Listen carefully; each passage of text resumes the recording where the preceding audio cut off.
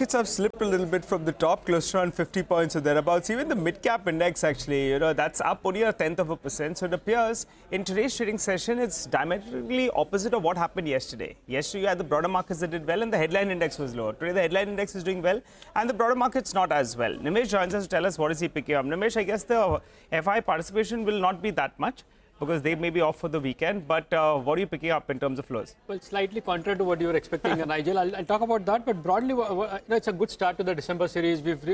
Our market is almost at day's high. And actually, we've reversed what happened yesterday. Yeah. And even yesterday, while the Nifty was down 300 points, the feedback was it was largely an FNO-led pressure and not much selling. I mean, the FI number looks large, but that has got a lot of FNO angle as well. Today, in fact, in the last 30 minutes, I understand there is a large basket buying at trading FI desk. So maybe you'll see some action in some of the large cap names, largely on back of that MOC buy flow is what I understand. Additionally, now it looks like there is a lot of interest in the new entrants in the FNO. A lot of stocks have started buzzing in today's market. There is an institutional interest as well. For instance, look at something like an LIC that's at day's high of 5%, and I understand there is institutional buying as well in stocks like LIC. So there is a bit of interest back in the new entrants is what I understand. Technically 24,200, we are marginally below that, but that's a level to watch.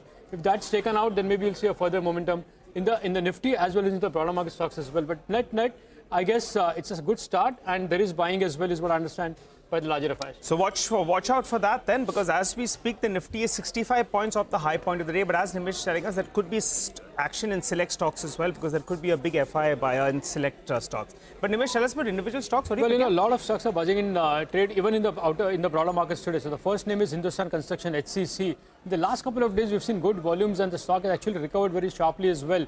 One of the reasons is, I understand, a leading HNI investor has been very aggressively buying in the last couple of days, and hence the volumes are on the higher side, and the stock started buzzing as well. So that's the first name. The second name is Gujarat Fluoro. I had put out this news earlier as well, and the news turned out to be true. They raised one round of funding in the subsidiary business.